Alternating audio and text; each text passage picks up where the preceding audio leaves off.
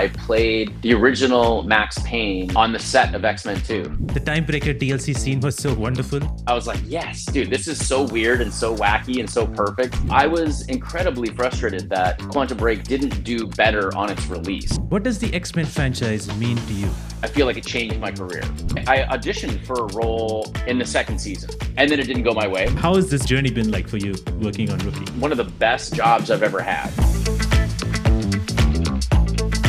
Before we start the episode, I just wanted to say that you can watch extended episode of this episode and other previous episodes of the podcast by becoming a member of the channel. Not only that, you will also be getting early announcements of who's coming next on the podcast. Your questions, if you have any for my guests, will get the highest priority and your names will be shouted out at the end of every episode. So if you want to support this podcast a little bit more and help me make more episodes every single week, consider becoming a member. All you have to do is click the join button right next to my channel name and you are ready to go. Thank you all so much for the continued support.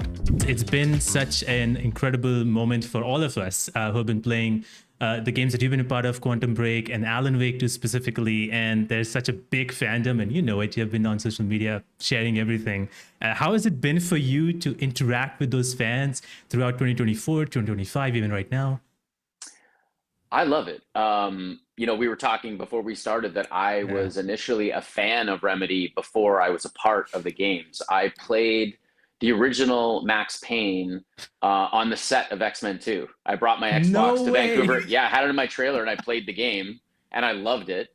And we can get into why later, but just to get to your question. So when I got the call to meet on Quantum Break, I said, well, who's the studio? What's the game? And they were like, Remedy. And I was like, I'll do it. Before I knew what the game was, before I knew, I knew I loved their storytelling. So that kind of goes hand in hand with how much I enjoy interacting with people that are playing the games, because I get it. Their excitement and their joy and their interest in this kind of storytelling, I share with them as a fan of the studio and then being a part of it. And what is kind of even more interesting, I feel like, with Remedy is, this Remedy connected universe and the level at which Remedy goes to create these worlds and these connections, and then how far fans of the game go and how deep they delve to find those connections. And I think that's really, really special. You can enjoy Alan Wake 2 without ever having played another Remedy game. But if you've played Quantum Break and you're like, wait, that's that guy, he's a different character, but there's some connections. I'm just speaking specifically about, Sheriff Breaker in Alan Wake. But I love that. I love that joy that people get when they see the connection, and with the DLC even further kind of. So I love that. I love interacting. I love sharing that. I love people's excitement. And I am legitimately a fan, not only of Remedy's prior games before I was a part of them, but the games that I'm in. And I can't always say that about some of the stuff I do. Not that I'm not proud of the work I've done, but when I played Quantum Break for the first time, it exceeded even seeing myself up on screen playing Iceman in X-Men 2, I loved every moment of it. I loved the story. I loved the interaction. I was really happy with the performance that everybody gave. So it's fun for me, which is why we're sitting down now. When you reached out, I was like, yes, let's talk about this. This is good. I love doing this. Yeah, that's so awesome. Wow, it's so lovely to know that you played Max Payne in the set of X2. That is so incredible. Yeah. Did you ever thought about that at all those years ago in X2 that you're playing Max Payne, and all these years later you'll be actually working with Remedy and being a character in their games? I had no idea. I didn't even think about the video game space as a place for performance. I think when I started playing games like Max Payne, and the storytelling was honestly, like, the first Max Payne game gets so dark and so bizarre and so surreal. And that really was a turning point, I think. I didn't know it at the time, but as I was playing it, I was like, this is unlike anything I've ever played before. Yes, the mechanics and the bullet time stuff are really, really cool. But what really hooked me was this incredibly dark, bizarre, trippy journey that this character goes on. and again, I grew up reading comic books too, so like the noir elements, the page, kind of comic book elements of that storytelling. I was like, this is really interesting. But I didn't at that time didn't really think about being a part of video games, and I think it was in subsequent years where facial capture became really good, where, and again, voice performance, I didn't do any voice performance, just like on a cartoon or anything like that, so I didn't even really think about that side of performance. But when the facial capture stuff started coming along and I started seeing recognizable actors that I had known, I started thinking, wow, this is actually a really interesting and fertile ground for performance. And so again, I didn't know what Quantum Break was going to be like when they came to me, but as soon as I got the pitch, I was like, I'm in. Like, you guys don't have, like, they basically sat me down. We're like, hey, this is what we're thinking, and they flew me to Finland to meet with the Remedy team. And I think I think they were almost trying to see if I was willing or wanted to do the facial capture performance. Like, they're like, "Do you want to do this? Because it's different, and it can be very challenging." But what I took away from that first meeting with Sam and that the whole creative team at Remedy was the storytelling. Again, it was always about, and it was always about this high level, like, yes, it's this time travel story and it's about these brothers and all this stuff, but really they wanted to talk about the character. And I had no idea who Jack Joyce was when I first went there for that first meeting. They had written a character. There was kind of like the idea of who this guy was, but then we spent a couple days talking about the character, and I felt like I had real creative input. And I felt like that, and I think probably any actor that you talk to that works with Remedy, they're so prepared and they have everything thought out, but they also allow the performer to come in and participate in that. And as an actor, that feels the best, when you feel like, when you see that character up there, there's a lot of you, or your ideas in that performance and in that character. And that's always been so satisfying. And I think that Remedy really respects their performers. And I also think that's why they tend to work with actors again and again, because they create this relationship, they create this trust, they create this shorthand, and we kind of get what Remedy wants to do, and we can add to that, or we love to participate in that. So it's fun. Yeah, I cannot imagine how it must be for you because now you're doing motion capture for the first time, right?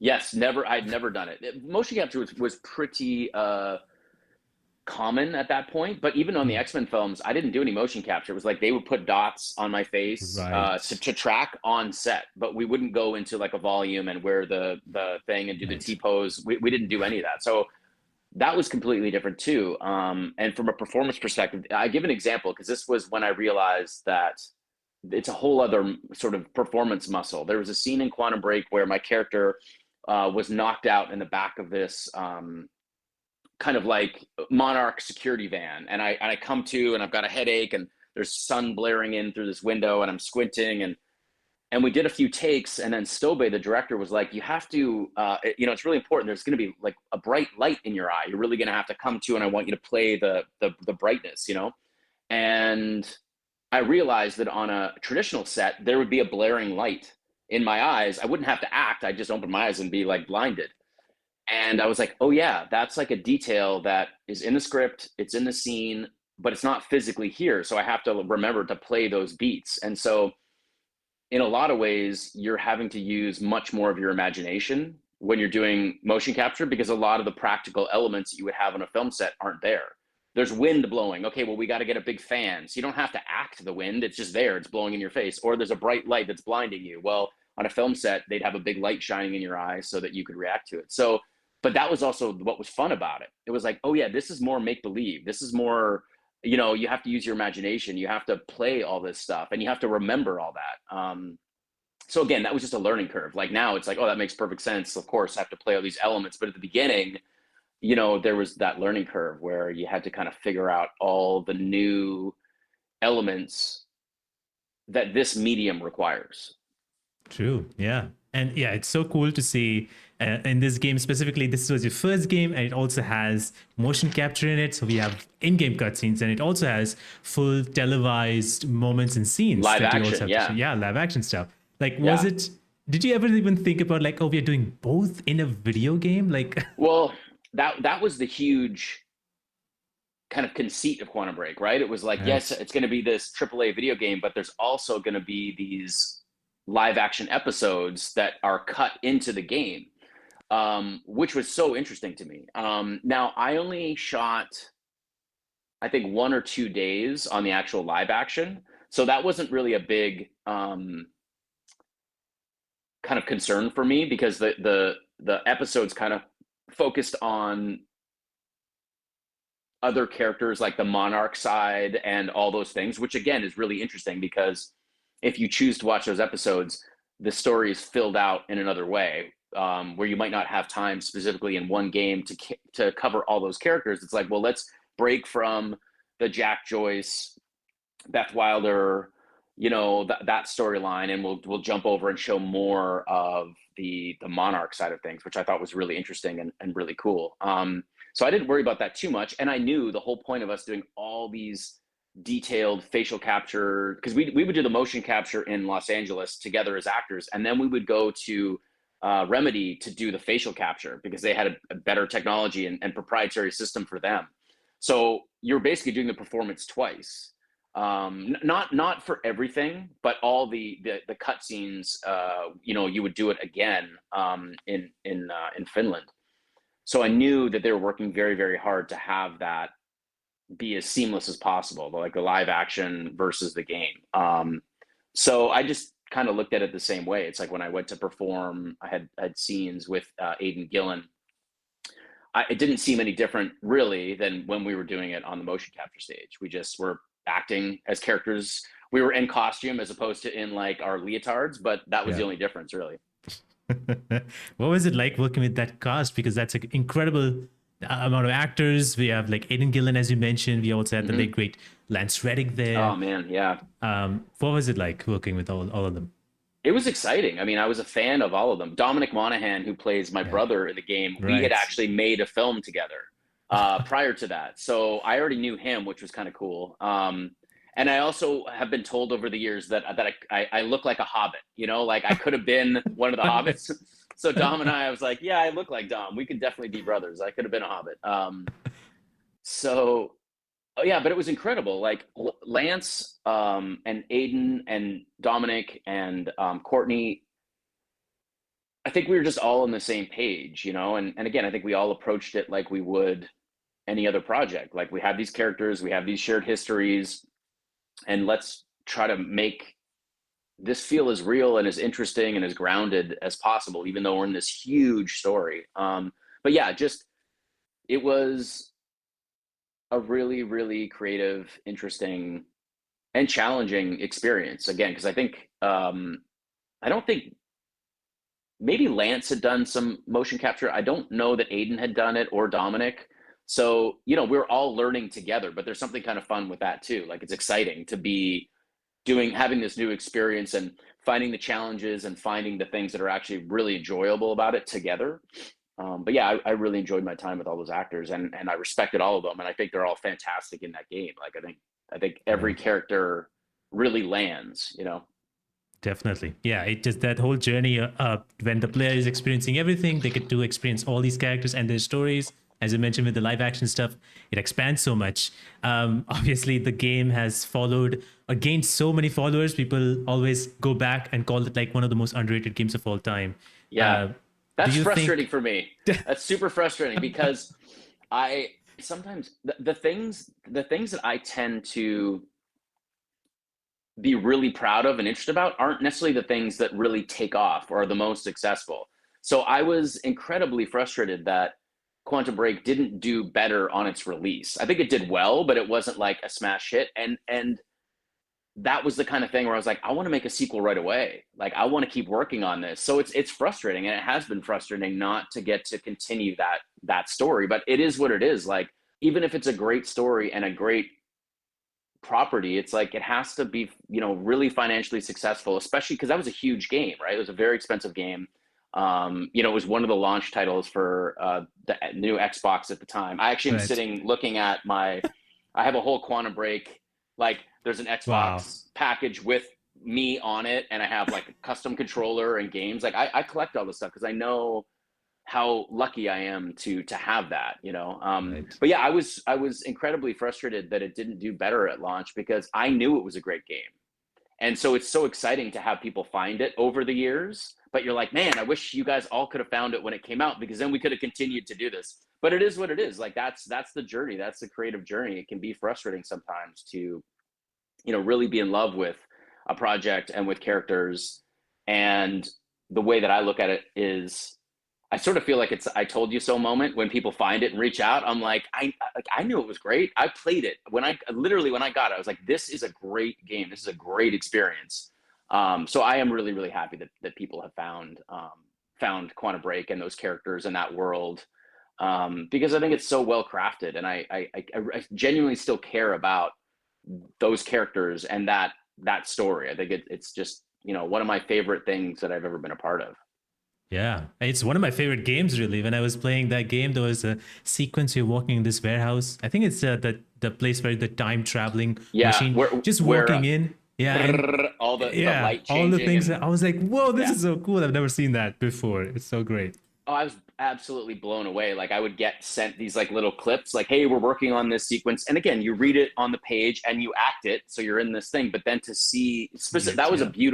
a beautiful sequence too, where the secondary time machine is being built in that warehouse, and it's 2 years worth of day and night circling, and you see the machine going up, and you can, Jack sees his brother who is passed, like blipping by, and that's what I took away from that scene. I was like, Jack is, on this search, and his brother has been killed, but he's now seeing him, even though he can't talk to him, he can't react to him. Like, I mean, imagine how powerful that would be to kind of witness, even at a distance, to see that your loved one again. I was like, that's a really powerful, interesting moment in a game. So just those kinds of things were so special, I think.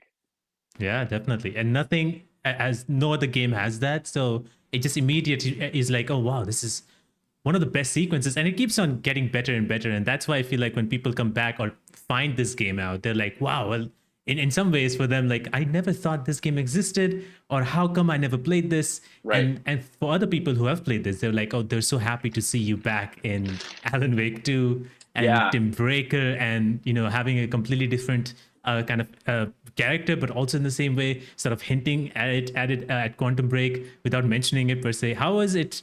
And what was your reaction actually to find out, like, okay, you're coming back to Alan Wake 2, working with Remedy again? Um, again, it's the same thing. This was years ago, like pre-COVID. Sam Lake came to LA, and he was staying in a hotel, and he's like, "Hey, let's have dinner." I think actually he had set up a dinner, and it was a bunch of the Remedy team, and Courtney Hope was going to be there, and there was somebody else there. Anyways, it was kind of like a big, like, "Hey, we're in town, we're gonna have a dinner." But before that, he was like, "Hey, come over. I want to talk to you about some stuff we're doing." And I was like, "Okay." And he kind of did like a very, very broad pitch of Alan Wake 2. And he said, "We're interested in you playing this character." Um, but at that point, he was like, "I'm not sure if we'll have the rights to Jack Joyce or not." So he kind of pitched me two things. He's like, "If we can get those rights, you'll essentially be a version of that character. If we can't, you'll still be in it, and you'll just be a different version." So he's like, it's the exact same character because it couldn't be Jack Joyce, but it was like, how close can we, you know, but he's like, we may have to go in a couple different directions depending on where the rights stand, and all that kind of stuff. And he walked me through Alan Wake 2 and how my character would feed into it. And he did say, I think at one point he was like, "Tim will be a playable character at some point," like, you know what I mean, throughout the game. And then obviously as the game got bigger and bigger, that changed. And then he was like, "You're still going to be a playable character, but it will be in the DLC." And I was like, "Okay, cool. Like whatever it is, I'm excited about." And then as I read the script, and I kind of loved that like Tim disappears and then he's in the dark place and then you kind of have to fight to find him. And I really liked how strange his journey was and his experience, you know, of being aware that there was something more even prior to being sucked away and how he kind of fed into the story depending on how far you looked into it. And then obviously when I read the two DLCs that I was in, the first one I read was the Coffee World. And I was like, oh, well, awesome. Courtney and I get to be on screen again. Like, it's like a little wink, wink, nod, nod to, Yeah. you know, it's not Jack and Beth, but people will get it if they played. And then I read the next episode, Timebreaker, and I was like, oh, this is sick. Like the Yeah. opening scene where Sam Lake and Shawn Ashmore are talking to each other, I was like, yes, dude, this is so weird and so wacky and so perfect. And then where it goes and kind of the thing that I loved about that episode was, again, literally I start as a version of myself. And by the end of it, you know, I'm like the agent, you know, the actor, the agent, and I've become, you know, a Jack Joyce or, you know, a Jesse, like, you know, he's like this badass that like is experienced and pulled right into the world. And I was like, it was just a fun, heroic journey for this character. And I just, again, I loved how Sam kind of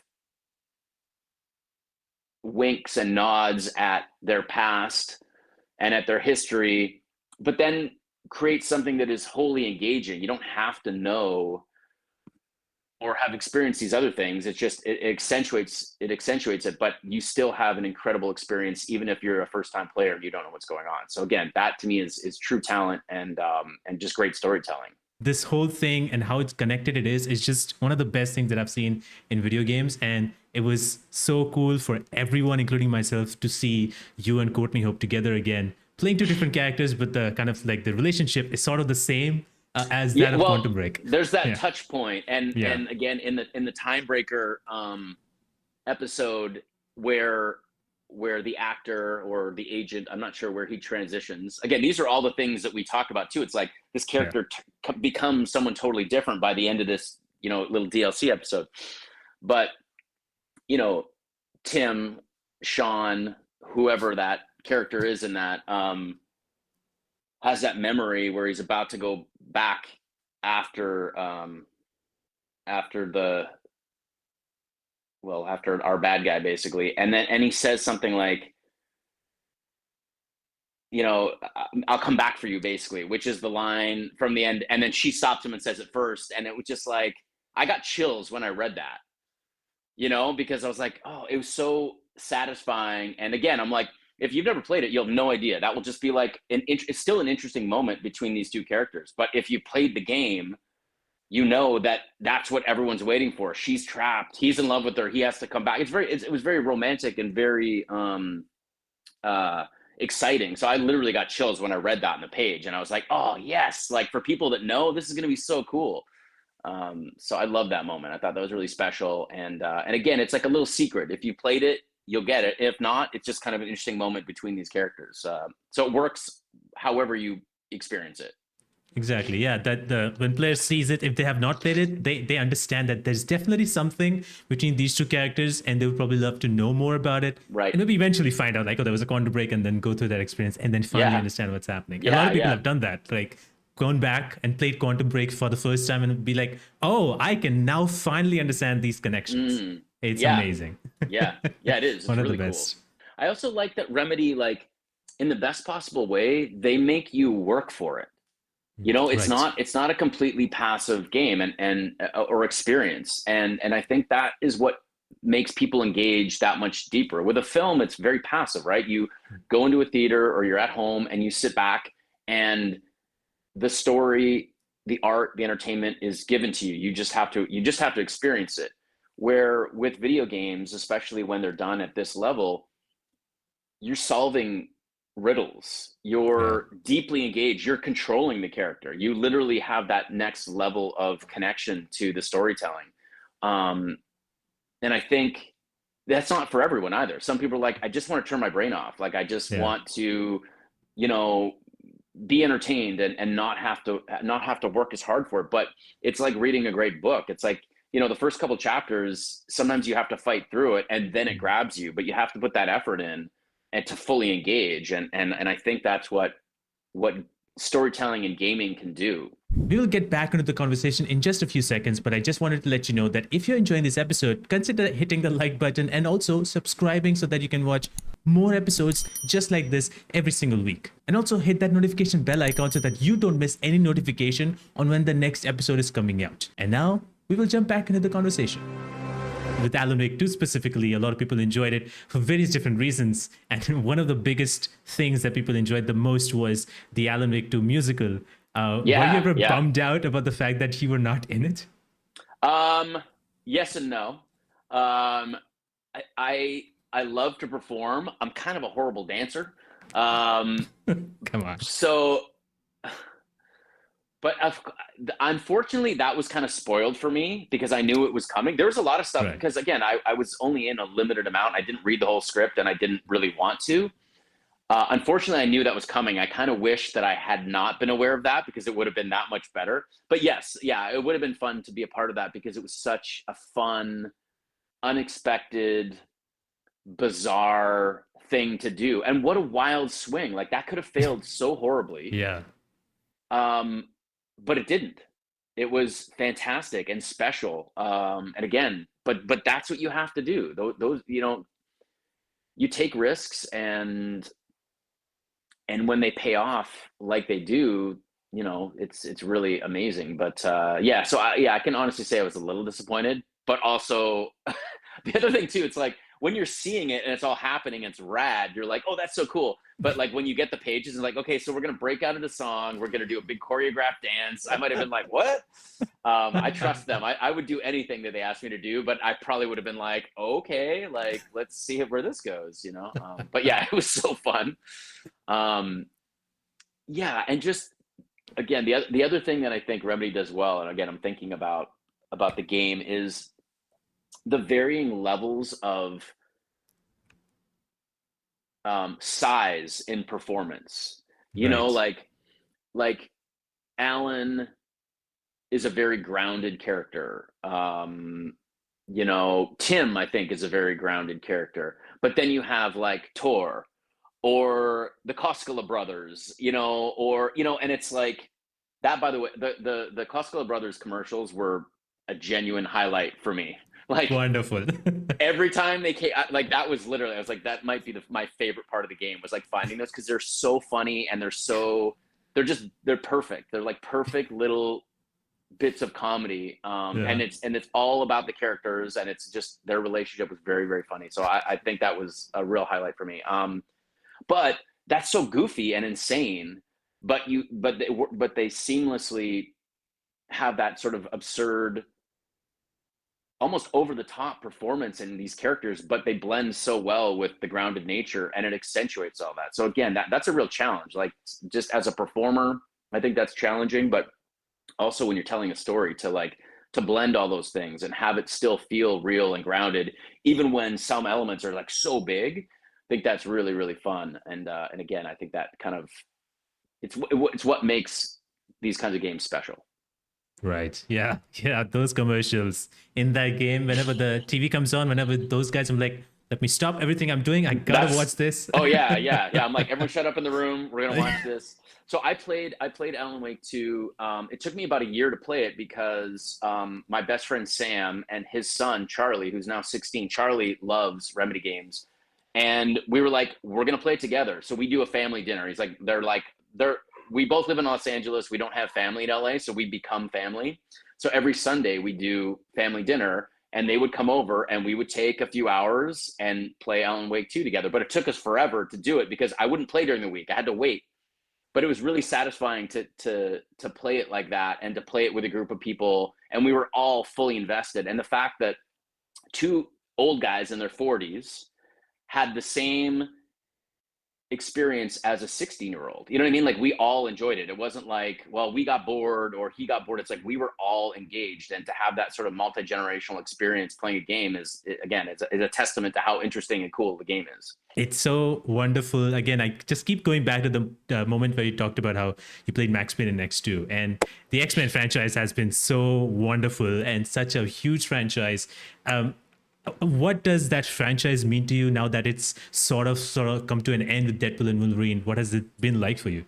I mean, being a part of well, that role. I mean, I've been acting since I was 10, and I was a successful working actor as a kid. You know, I was a part of a Nickelodeon show and a Disney Channel Right. show, and I'd done small films and TV series.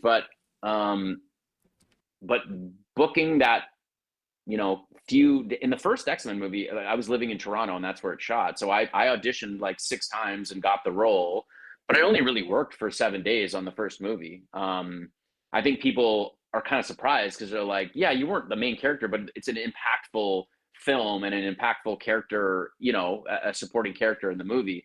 And I was like, I only worked for like 7 days. Didn't feel like a big deal. I was a huge X-Men fan, and I was a huge fan of the Usual Suspects. So I was like, okay, Bryan Singer's making an X-Men film with Ian McKellen and Patrick Stewart. I was like, I can't wait. So I auditioned, and when I got the role, I was beyond excited. And I knew the world, I knew the characters, so I was really into it.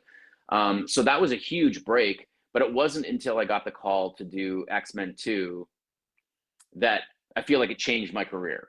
Being a bigger part of that, and that movie being as successful as it was. The first movie was very successful, but I think it kind of found its legs on DVD. It was back when video sales and DVD sales, that could even create a successful movie, even if it wasn't a smash hit in the theaters, which it did very well. But I think DVD it really took off.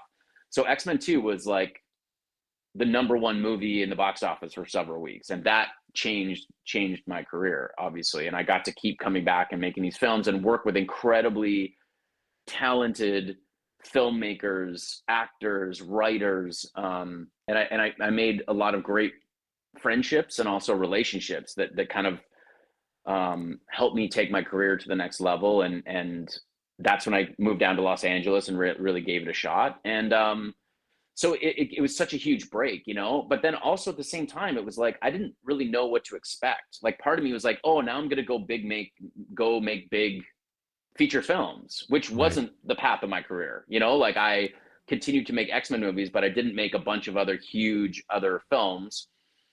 But again, it just gave me a foundation to continue to be a working actor, which is what that was my goal in life, right? When I started as a kid, I was like, I'd like to try to make my living doing this. Like if I don't have to have another job, that will be the win. And obviously, as a working actor, you have ups and downs. I have years where, I can't stop working, and then I'll have a year where I can't seem to get a job. I've been very fortunate to be on a TV show for the last 7 years, which is huge. Like what an opportunity. And I've gotten to work with incredible people over the years, but X-Men really helped me create that life that I wanted, which was the life of an actor, and to be successful and to have that kind of opportunity in a franchise that keeps going. Even if you don't become the next big star, it allows you to have that foundation and continue to do what I've loved to do. Yeah, definitely. And X-Men was really my first introduction to you as an actor. I found you there first, and I've been a fan since. Oh, And thanks. just yeah, obviously, and it's you have done such a great job playing Iceman, and it's just even in Days of the Future Past it was so cool to see that. And then now Deadpool and Wolverine sort of closes that chapter. Were you ever in touch with Ryan Reynolds or anybody when the movie was being worked upon? No, I had a ton of people being like, oh, well, I guess, again, I just don't really follow it that much. I didn't even think I was going to do another X-Men film after The Last Stand. That was the Right. third one. Yeah, I thought that was Yeah. kind of it for us, because then they went and did First Class, and it was like, okay, they're kind of rebooting and doing the younger version. But then I was literally in a car in New York shooting a scene with Kevin Bacon when I got the call, like, oh, I'm going back to do another X-Men movie. And he had been in First Class and he's fantastic in that. And so I was like, oh, dude, I'm doing another, so that was kind of a weird X-Men Wow. connection. I was shooting a show called The Following with him, which was really, really fun. But that came out of nowhere. That was like, I don't know, it felt like 6 years or 5 years after The Last Stand. So I didn't even know we were coming back. So to me, in my brain, I was like, that's probably our last movie. But a bunch of, like, tons of people online, in person, they're like, I know you can't tell me, but like, you're going to be in that, aren't you? And I was like, no, I haven't heard anything. I had no idea. So, and then when I saw the film, I was like, oh yeah, obviously they're pulling from all these different, you know, different properties and stuff like that. So obviously I would have loved to be a part of that, but I thoroughly enjoyed that movie. And yeah, I didn't hear anything about it. So I went and saw it in the theater as a fan, like everybody else did. Even though X-Men movies is in some ways like kind of like that particular universe, I suppose, is closing down. But like, do you think that there is more to Iceman? Would you like to pursue more of his story? I mean, the short answer is yes, of course. Like I love that character, and I love Marvel, I love superhero stuff, but I have no idea. I mean, I think realistically they are going to reboot the X-Men. It's in some way, right? So I think Iceman will continue on. Well, do I think I'm the actor that will do it? Probably not. You know, I'm 45. I don't see it happening necessarily. I do think that they're gonna, you know, reboot and have a younger cast like they've done with many other properties. That's kind of like the way that things go, you know. But I can honestly say that I feel like I got to do what I wanted to do with that character. If there's more, that will be a bonus. You know, that would be so amazing. I'd love to. But the one thing that it took me 4 movies to do was create the ice slide. You know what I mean? And I was like, Right. finally, I got to do it in Days of Futures Past. But I was like, can I please just do that once before my Yeah. time as Bobby is over? So I feel like that was the one thing that I was missing from my experience on the X-Men films, and I got to do it in Days of Futures Past. So I feel pretty good about it. You know, you played Iceman and you played just the opposite in some ways, playing Lamplighter and the boys. Yeah, that was That's fun. such a crazy show that was. How was that working with that show? Because it's bloody, it's insane, it's intense. I loved it. I was a huge fan of the first season, and I got a call. Actually, I auditioned for a role in the second season, kind of before they Wow. started shooting, for a character. I think it was called Eagle the Archer, and I had a great audition, and I think I got really close to it. I got the call. I basically got the call like, "Hey, it's between you and another guy," and I was like, "Oh, great, that's exciting." And then it didn't go my way, which happens all the time. And then I was shooting a movie here in LA, and it was a really tough schedule. And I got a call from my agent saying, "Hey, there's this role in The Boys that they want you to audition for." And I was like, "Well, I'm shooting this movie. I can't do it, you know?" And they're like, "They really want you to make a tape." I was like, "Okay." So I finished shooting at like 8 o'clock or 9 o'clock on the film. And a friend of mine had a casting studio, and I was like, "Hey, can you stay open really late for me? Like, I'm coming right from set. I got to make this audition. I haven't really looked at it, but they need a tape." And kind of on the way there, I got there a little bit early, and I looked at the sides, and I was like, "Oh, this is awesome." And I was like, "Oh, this is pyro. They want," and I was like, "I get why they want me to do it, because The Boys is like, you know, it subverts the superhero genre." And I was like, "Oh, I get it. They want Iceman to play Pyro." And I was like, "Okay, cool. I can do that." Um, and I think obviously that was probably a huge part in me getting the role too. It's like it wasn't just like, "Oh, he's the right actor for it." They're like, there's this juxtaposition between these two characters. But I loved it. I was like all in. Again, I was a huge fan of the first season before I had been on it. So I was a little bit nervous. I was like, I don't want to go in there and screw it up. Like I'm a big fan of it. But I understood the character. I understood what they were trying to do. And the actors were fantastic. The writing was amazing. So yeah, I just went in there and played the best bad guy I could, and I was really happy with how it came out. Yeah, I loved it. Yeah, it was so cool, and it's very interesting because one of the scenes, which was the flashback scene, and you are wearing the suit, kind of like hoodie with the glasses on. Yeah, and for some reason, like everybody was laughing. I was like, that suit still looks great in my Yeah. opinion. Like it just Oh, looked dude, it was badass. awesome. It was so Yeah. awesome. Yeah, I had to do. I really only wore that suit twice. There's that scene where the Right. boys are all laughing at me, and then there was another scene where Frenchie is kind of surveilling Lamplighter, and I'm walking Right. down like a red carpet. Um, but oh yeah, the suit was incredible. It was so nice, so well done. That team there, it's so talented. And again, I've worn some superhero suits in my day. Um, but yeah, it was amazing. And yeah, again, I think the joke was not that it looked silly. It's just that they thought I was a joke, you know. So, but yeah, I loved that character because he was bad, but then also like the remorse that he lives with after he kills Mallory's grandkids. Um, I just thought that was a really interesting, deep kind of experience. And yeah, he was suicidal after that, basically, and was being forced to do this thing that he didn't want to do, which was like kill test subjects in this thing. And I was like, this is a really dark character. And I think there was kind of a couple ways to play him, and I wanted him to be really, really bad, but then also like have him be redeemable. So that was a fun kind of, and I don't think he necessarily had to be. I think maybe another actor would have done something different with that. But I was like, I don't know. I feel like there's like a real deep well of grief in this guy if he's willing to like, end his own life. And so I wanted to make that count. Right. You know what I Definitely. mean? Yeah. Make people really care about him and be like, oh, he's going to team up with the boys. And then he's like, he's gone, And I wanted, Yeah. obviously that was in the writing, that was very shocking. But like in my head, I was like, I really want people to see him turning around and be like, oh, maybe Huey and Lamplighter will become a Right. team and this will be a thing, and then, oh no, he's gone, Yeah. So I really wanted to lean into that and make that really count. And I was happy with how it came out. Yeah, definitely. I think that moment was very shocking for me. I was like, okay, here we go.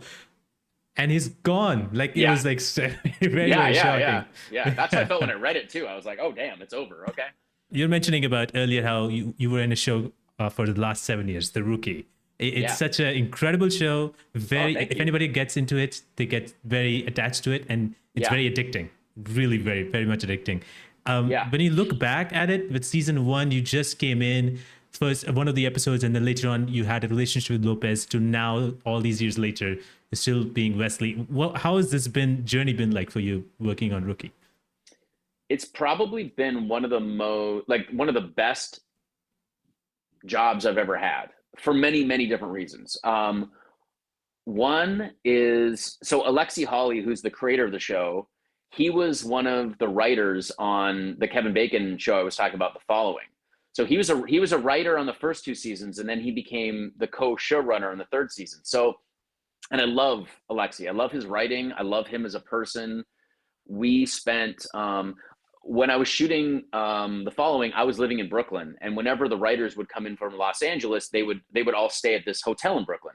So we would always get rides to work, and I would always be in the vans with the writers, which I love writers. I know how important the script is to all the things that we make. I mean, it is the starting point for every great thing you've ever experienced from art and entertainment, from that kind of storytelling medium, is the writer. I ended up living with Mike Doherty and Dan Harris, who were the 2 writers on X-Men 2. I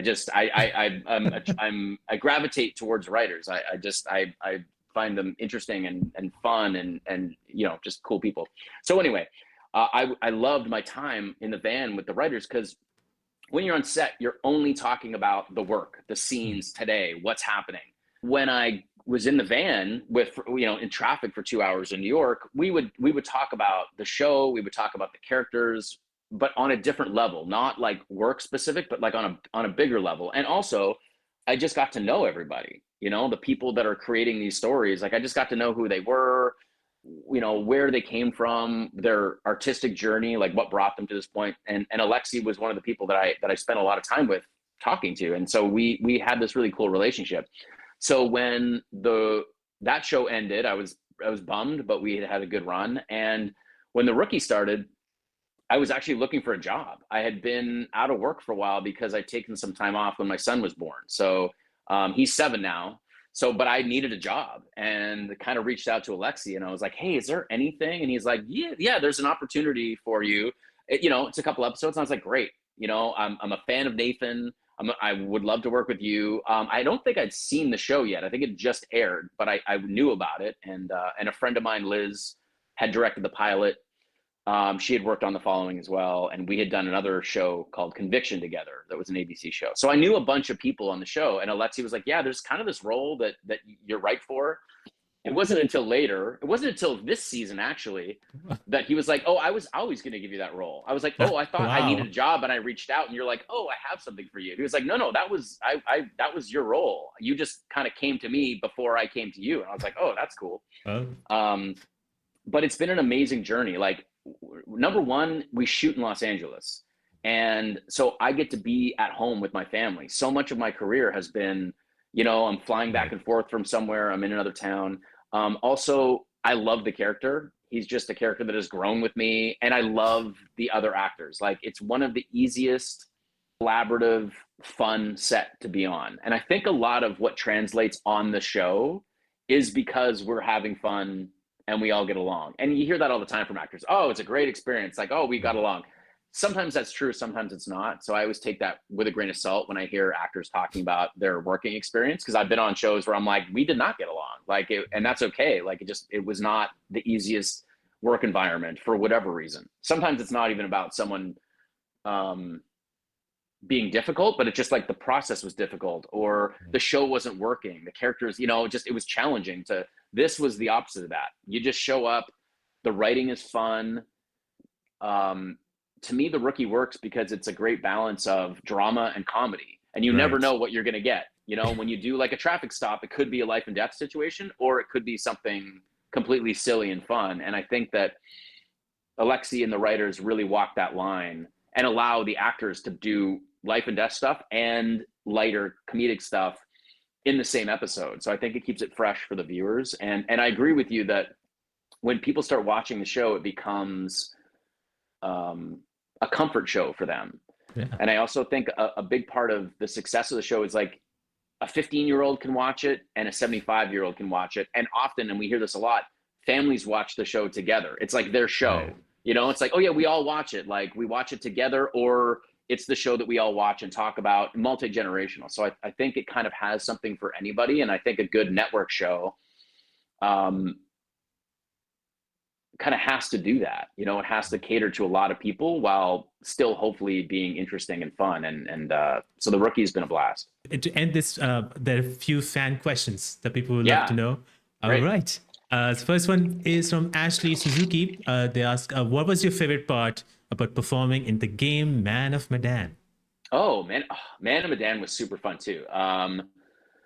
So for those of you that don't know, that was like super massive games. It was like basically a choose your own adventure, like horror game, Yeah, and my character Conrad was just a complete asshole. I don't know if I can say that, if I can swear, but he was like of that. course. It was stereotypical jerk, not very smart, doesn't think about anything, is super self-centered, and that was fun. The whole thing was fun. Because he just was like such a jerk, and it was like, okay, I just get to be a jerk with this guy and just be over the top. So that was really fun, and I really enjoyed the other performers and that whole team over there. It was really really fun. I think I played that game too. Really thoroughly enjoyed it. It was super scary and creepy. But yeah, that's what I liked about it. I loved Conrad. He was just so over the top He jerk. was. That was really fun. Yeah, he was definitely a very interesting character. Yeah, Easily, yeah, annoyed a lot of people for sure. yeah, oh yeah. I uh, relish in that. I was like, that's the point. I that's like the when people point. are like, God, he was an ass, and I was like, yeah, he was. Yeah. Next comes from Turbo Roland. They ask, were you given context towards the future of the character when you were working on Alan Wake 2? Was I given context to the future of the character? Not past.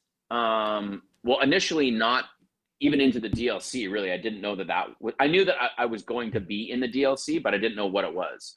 So when we started the recording and the getting ready to perform for Alan Wake 2, I had the scripts, and Sam and I had talked in great detail about who the character was, where he came from, and his experience within the story of the game.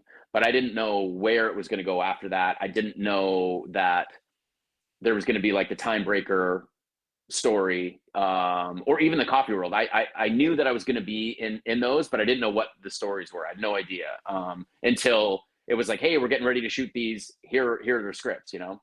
but yeah, so I didn't know beyond his journey in Alan Wake 2, where the character would go, or I still don't know that. The good thing about working with Remedy is no matter what they're going to do, I trust. So Right. other people, I'd be like, well, I'd kind of like to know what's expected of me or what it's going to be. But with Remedy, I'm like, yeah, whatever you guys want to do, because they've proven that to me Mhm. as a Of performer that's course. worked with them several times. It's like, sometimes I don't even understand the idea. I'm like, okay, I have to wrap my brain around like some of the Quantum Break time loop stuff.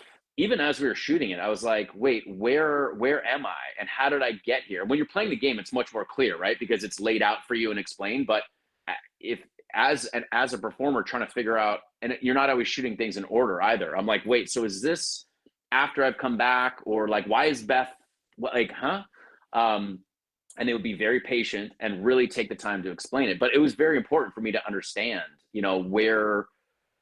at what part of the game this is and where it is. Yeah, but after I experienced that, I was like, okay, whatever you guys want to do, we're gonna do, as long as you can help me understand. Because again, these games are high concept, and they know because they've talked about it and thought about it and created it. But for an actor to come in, sometimes you're like, I don't fully understand where this is going, and that's okay. Now that I trust that they know where it's going. Dmitry Popov says Remedy stories are filled with allegories, like the dark place might be a clinical depression, or fighting Mr. Scratch is dealing with our inner shadow. Have you ever felt or had to confront your inner doppelganger? Hmm. Well, I have an outer doppelganger because I have an identical twin Right. named Aaron. So, I mean, sure, yeah. I mean, constantly, I think we're faced with our dark side. I guess. I mean, we all have it. Yeah. So yes, I think the short answer is yes. I don't. I mean, Yeah. I don't can't think of like specific, but yeah, constantly like insecurity, stress, fear of the future, like all these things that we're kind of like faced with daily. And it's also interesting, like raising a child now, it's like you see that those things are innate. It's human nature, because when you see a young kid stressed, scared, and that's what happens. We build up this armor. We try to you know block all those things out, but it's very evident from a young age that the human experience is scary and challenging, and that's okay. That's what it is, and we have to face ourselves, and we have to figure all that out to hopefully make it through as unscathed as possible. But so yeah, and I also think a big part of being an actor is, again, like Lamplighter is a perfect example of um, facing the darker side of things, and really, part of the process of playing a character like that is trying to understand what it would feel like being that person, and then also feeling that level of regret, and then being suicidal. Like you have to no, not a huge extent, but like explore those arenas in life. And I don't think that probably I could fully understand it without actually having lived that. But you have to think about it, you have to look at it, you have to imagine it. And so I think to a certain extent, I mean, I think we all do that every day, but as an actor, sometimes you're really forced to look at some darker elements of life. Right, definitely. And you're mentioning about your auto identical doppelganger. Kerrigan Ghost has a question about: have you ever talked with Aaron about working together in a video game, maybe in a Remedy project? Um, we haven't talked specifically about that, but we're definitely interested in doing things together. But it has to be the right thing. We Right. started acting together as kids, and at a certain point, we realized, like, to have separate careers, we shouldn't act together too much. And a lot of the projects, we got a ton of offers and things to do as twins, but they tend to be kind of like gimmicky, like Parent Trap or Switcheroo, things that have been done before. So to find a really interesting, unique story that about twins, I think is kind of challenging. So we're always looking for that, but I think when the right thing comes along, we'll go for it.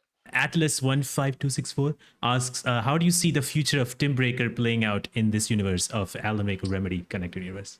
I mean, I honestly don't know. I think to try to guess where Remedy is going to take a story would be Right. fruitless. I can tell you what I would like to see.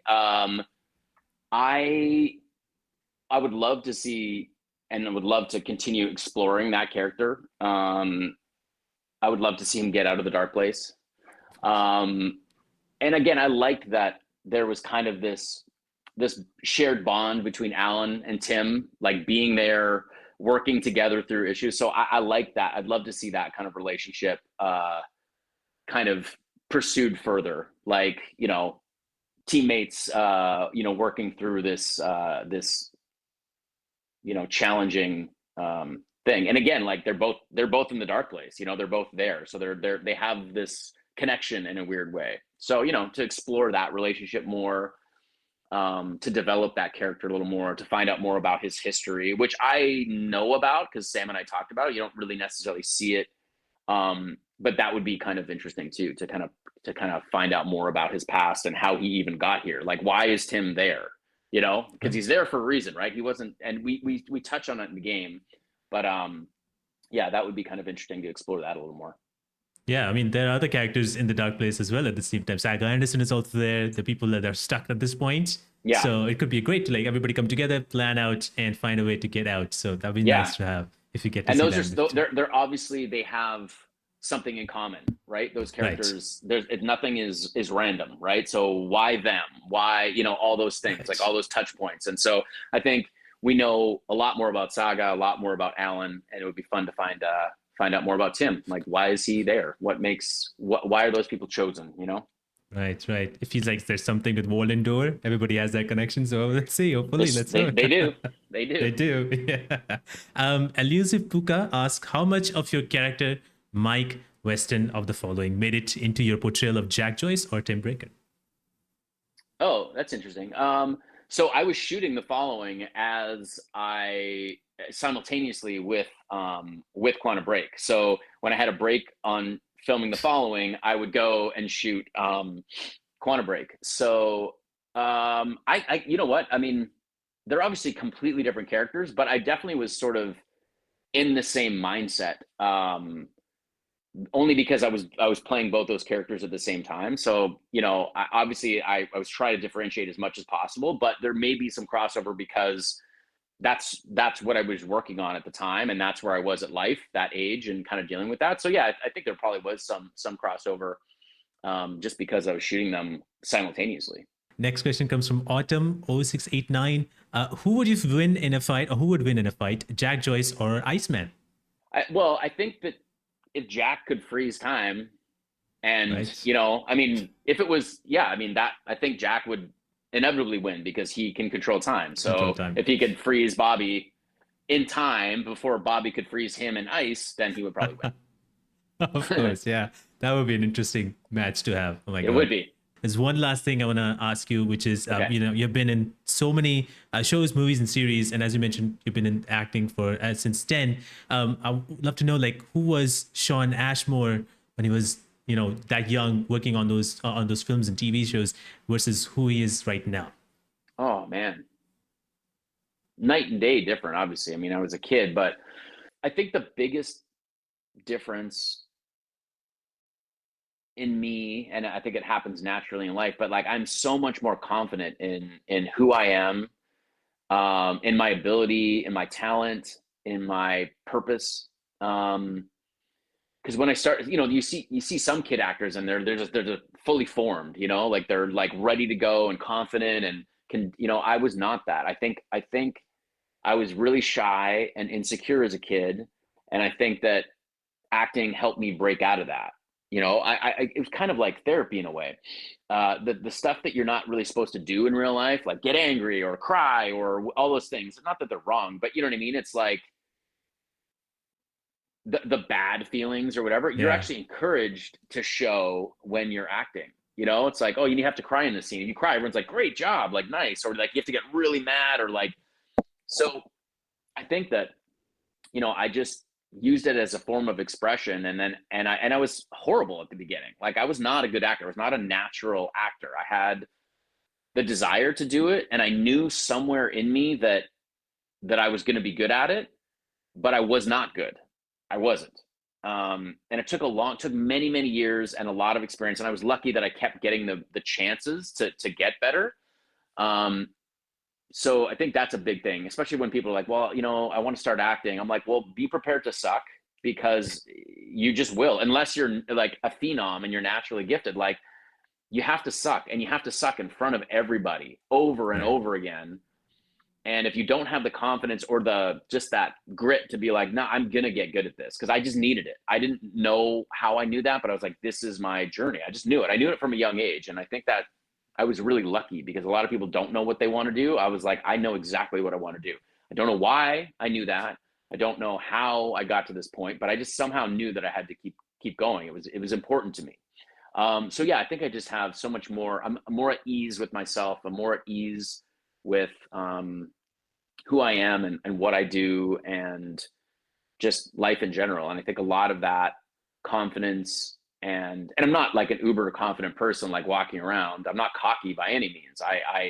I'm still insecure about performance. I still get nervous going to do stuff, but it's that good nervous. It's like, okay, I want to do really well. It's like it fuels me, as opposed to is detrimental. I think in the past it used to be like crippling, like, oh, I'm so nervous about this audition. Now I'm like, I got butterflies, but that's what fuels me. So I think learning to be uncomfortable in that space is probably what the biggest difference, And I'm 35 years older, so that's the other change.